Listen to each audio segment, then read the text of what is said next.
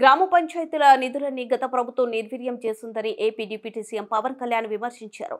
బిల్లులు రాకపోయినా పనులు చేసిన గుత్తేదారులకు ఆయన కృతజ్ఞతలు తెలిపారు. జాతీయ పంచాయతీరాజ్ దినోత్సవ సందర్భంగా మంగళగిరిలోని సీకే కన్వెన్షన్ సెంటర్లో జరిగిన కార్యక్రమంలో పవన్ పాల్గొని మాట్లాడారు. పంచాయతీరాజ్ శాఖను ఇష్టంగా తీసుకున్న గ్రామాలు స్వయం ప్రతిపత్తి సంస్థలుగా ఎదగాలి. పల్లెల్లో ఉండటం అంటే ఇష్టం, కానీ కుదరలేదు. అధికారులు కృషితో గ్రామాల్లో వేగవంతమైన అభివృద్ధి సాగుతుంది. గతంలో చాలా తండాలో పర్యటించా, అభివృద్ధి చేయాలని నిర్ణయించాం. చిన్న పైరవీరులు చేసిన చర్యలు తప్పవు అని పవన్ కళ్యాణ్ అన్నారు. పహల్గామ్ ఉగ్రదాడిలో మరణించిన వారికి ఈ సందర్భంగా సంతాపం ప్రకటించారు. సిఫార్సులు లేకుండా బదిలీలు జరగవు. నేను ఆ రెండింటికి మా పేషీ నుంచి చాలా క్లియర్ కట్ ఇన్స్ట్రక్షన్ పెట్టాను. డిప్యూటీ సీఎం పేషీ నుంచి కానీ అధికారుల నుంచి కానీ చాలా క్లియర్ కట్ ఇన్స్ట్రక్షన్ ఏంటంటే, ఒక చిన్నపాటి పైరివీలు చేసినా కానీ ఇక్కడ ఎవరు దయచేసి ఉండదు, దయచేసి మీరు ఇక్కడి నుంచి వెళ్ళిపోండి. ఎందుకంటే నాకు కింద దాకా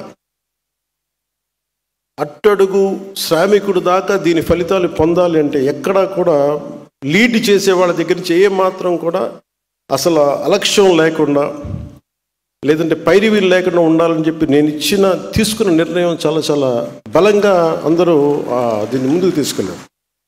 అందుకనే మనకి డిఈఓలు కానీ ఎవరైనా సరే ఏ స్థాయి అధికారులకైనా క్లియర్ కట్గా ఏం చెప్పి మా పరిధిలో ఉన్నంత వరకు ఎంతమందిని ట్రాన్స్ఫర్ చేయాలి. చాలామంది మా పేజ్ మన వెంకటకృష్ణ గారు, మన ఓఎస్డి వెంకటకృష్ణ గారు చెప్తూ ఉంటారు, చాలామంది ట్రాన్స్ఫర్లు చేసిన తర్వాత అంటే జీవితంలో మాకు ఎప్పుడు ఇంకా ఒక రైట్ పోస్టింగ్ రాదు, లేదంటే సమర్థత ఉండి, నేను సమర్థతను వెతుక్కున్నాను. నేను నిజంగా ఇంటిగ్రిటీ ఉండి మన పరిపాలనా వ్యవస్థని పటిష్టం చేద్దాం అనుకున్న అధికారులు ఎవరున్నారో వాళ్ళని వెతికి పట్టుకోండి. ఫస్ట్ నేను ఇచ్చిన ఇన్స్ట్రక్షన్ అంతే, వెతికి పట్టుకోండి.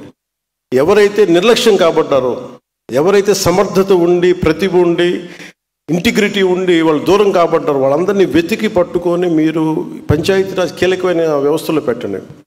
అలాగే ప్రతి ఎమ్మెల్యే గారి దగ్గర నుంచి, మంత్రులు, క్యాబినెట్ సహచరుల దగ్గర నుంచి నాకు రికమెండేషన్స్ వస్తే నేను ఒకటే చెప్పాను, నేను ఈ కండిషన్స్ పెట్టాను.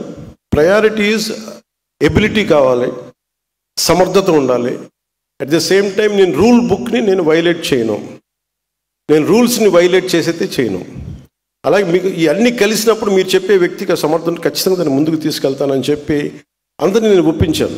అలాగే కొన్ని చేసినవి ఉన్నాయి, కొన్ని చేయలేనివి కూడా ఉన్నాయి.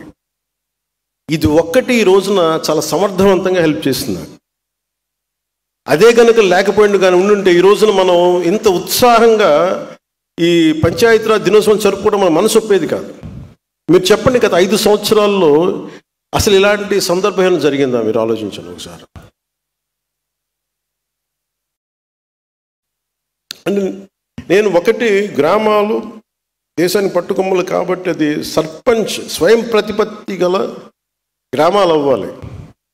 కానీ దానికి చాలా కష్టసాధ్యమైంది ఏంటంటే, ఒకటి గ్రామాలు, పంచాయతీలు రాజకీయాల్లో కూరుకుపోయినాయి, లేదంటే వర్గపోరులో కూరుకుపోయినాయి, లేదంటే కులాల మధ్య కూరుకుపోయినాయి.